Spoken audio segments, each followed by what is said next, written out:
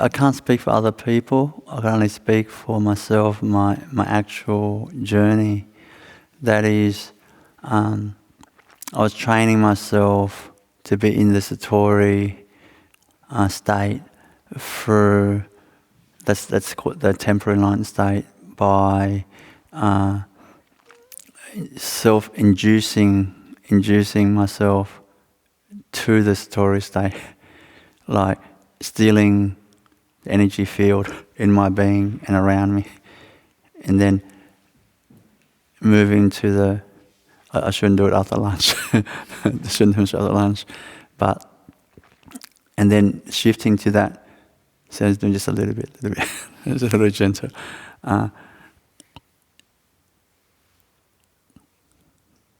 See, look like that, I'm shifting, look, to that state. See that? That's called inducing. I used to be able to do that before enlightenment, and I didn't know how I could do that. I just knew how to do it. I couldn't teach another person how to do that. I couldn't show. I just did it naturally. I didn't know how I could do that. So I would just self-induce into that state, and I just reside in there, like as long as possible, and then it drops out. When it drops out, I'll do it again. And then other times, through that's what I'm saying, through God's grace. First thing is God's grace, I'm able to do it. Self-inducing, it's not just, and it's God's grace that it comes automatically, and I'm just walking, and then suddenly I'm in the Satori state, without inducing to that state. And then, it drops out as well. It drops out, 15 minutes later, 10 minutes later, and then I self-induce myself into that state. So, towards the end, before enlightenment, I've been in that state for basically, I don't know, it's hard to put a number. I'd say 80% in that state all day, every moment, So, and so I know that enlightened state. It's not a concept about it, I know that state. So, of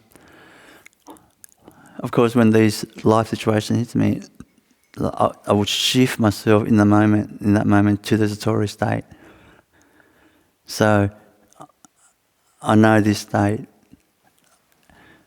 I mean, I'm breathing state every day, like this. It's not an opinion, it's like the actual, God will test you in all these challenges, and then you maintain the equanimity, the calmness in all challenges like this. So I know that state very well, but I knew that it drops off. It drops off. It's not permanent. Then I have to induce again. But the fact it's not permanent. So obviously, it's not. There must be some negativity still in me. There must be some conditioning. There must be some fear still in me that I can't see. It's too minute, There must be, because otherwise it's permanent. So, and then after that,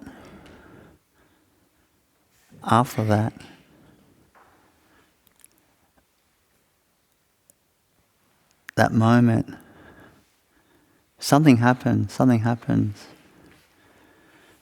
That I said that automatic Satori, without not inducing, because inducing is effort, not much effort, just a little bit, still effort. Well, it's just you're in that state, And because you're in that state for so long, you're just so familiar with that state. You just know. There's something you just know that it's permanent. It's not going to go away. There's something about it, You know.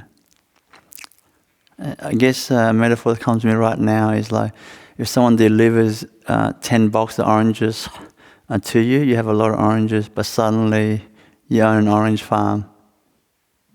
You know that's permanent. There's something different, and it's very subtle. It's very subtle. That's from one perspective, from the Satori, because I was familiar with it. But the second thing is, it's like, it's not like you're thinking about it, but like when you're a seeker, practicing doing everything, you know there's something, you're waiting for something to happen, You're not like sitting there waiting, but something in the back of your mind, you're waiting for something to happen.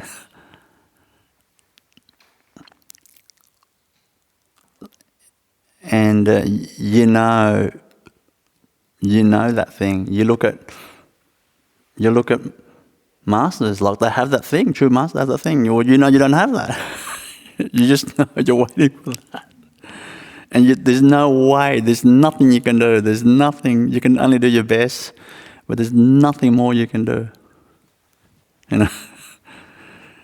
Well, you're waiting for that. You're waiting. But you're not like salivating and nervous about it and looking around and to make sure you're the first one, to cross the line. You're not thinking about it. It's just, I guess that's the goal, It's always in the heart, your heart. And it's always sitting there in your heart. And that thing that you're waiting to happen disappears. So basically what I'm saying, there's a knowing that there's in that moment where that disappears, immediately there's a knowing in you. And that knowing, it can be described in many different ways, but there's a knowing that, for me anyway, that every master that speaks, I actually, when I listen to them, I don't feel that I'm hearing them speak, but I'm speaking through them. I just know what they're saying, everything like. And it's not like an intellectual thing, and that happens immediately, that moment. That moment when you attain enlightenment, after that moment, you just know that. You just know that. Actually, I'll share something really interesting. Soon, I don't know, soon after my enlightenment, I was listening to Dalai Lama speak, and he was sharing about the history of Tibet in terms of the contribution of all these masters of the past and their contribution, their specialty. Some masters discover certain states, certain things, they have their specialties. And as he's describing all these states, or these names, and and when I listened to that, I was like, wow, I actually know all these states. Everything he's describing, I know all these. The same way that like I can tell you eternal consciousness, what the energy, what is that state like, there's no state I don't know. There's no state, this whole universe that I don't know. I can tell you what exactly this energy is like this, like that, So I was like, oh, how interesting, because I don't know, I haven't studied all these things. But actually, no, I couldn't believe I know all these states. Everything like this. And I just found it kind of like, I wasn't excited about it, but I found it interesting. So that's how I know. But I also knew, like after enlightenment, in my being there was this. To be honest, it was even before enlightenment. I knew something in me. I just knew I had this power. But of course, before enlightenment, you don't really know how to, like, what to do with it, or you don't really know. And sometimes I would just muck around with this power, controlling energies a little bit and all that sort of stuff. Like just muck around. You kind of just, you don't know what you're doing, basically. It was basically from my past lives, you see. So no one taught me about it. I was just playing with stuff. It was from my past life, but this I didn't know, See, I use this power to help other people become more clear, more wise, and transmit. I also had this, like,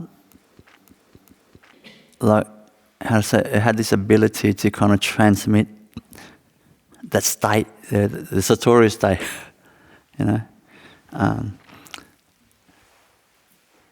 but I didn't know how to say, the power, it was in me, but I didn't know how to, I didn't explore it. What use, You know what I mean? Like controlling, shifting the the vibration of the whole universe. I mean, I don't know. I didn't think of that. I don't, and like, and healing. I just didn't. Actually, to be honest, when people used to mention Kundalini and chakras, I used to kind of find that kind of airy-fairy. Chakra, this and third eye opening and all that. I was like, it's too complex. Too complex. Look, enlightenment for me personally, enlightenment just means the end of suffering. The end of suffering. You can control your mind. You have perfect control of your mind, and therefore your mind's got no grip over you. There's no disturbance for a second, nothing like that in your life. But now,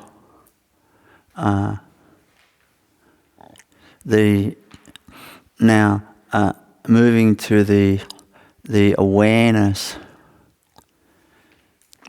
the sharpness of the sensitivity, the awareness, like to perceive, and like the power.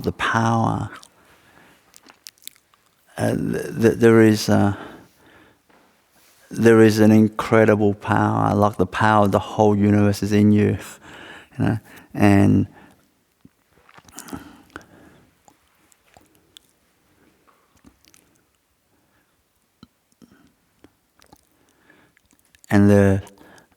the passion, the power and the passion. Actually, like or Jesus had that, the power and the passion.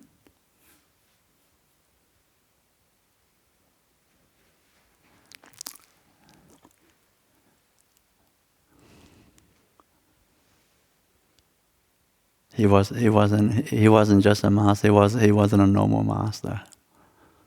He wasn't a normal master. Like this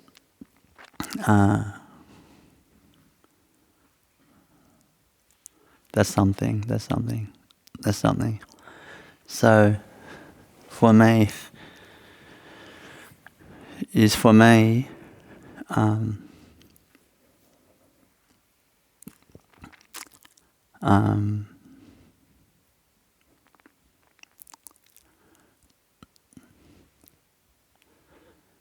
let's put it this way.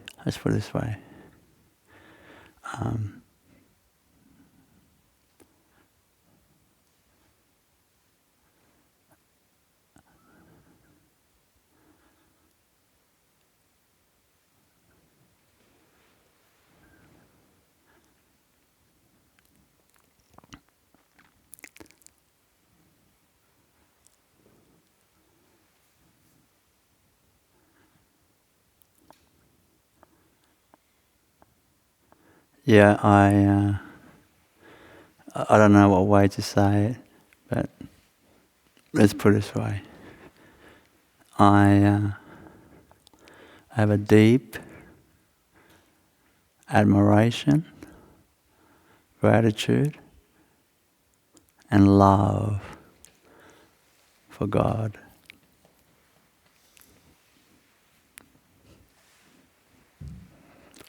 The giver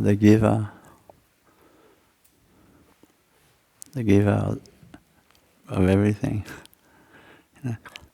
And I would advise, in your life, you want to become one with that.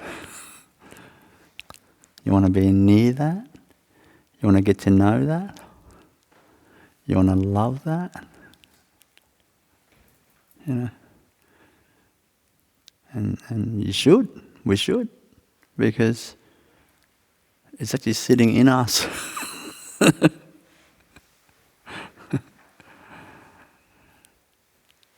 It's sitting in us, Right? But we will not know that. We will not know that power. We will not know that. We will not feel close to that. If we spend all our awareness, all our energy and awareness, on on the outside, all sorts of things in life, get fascinated. This, that,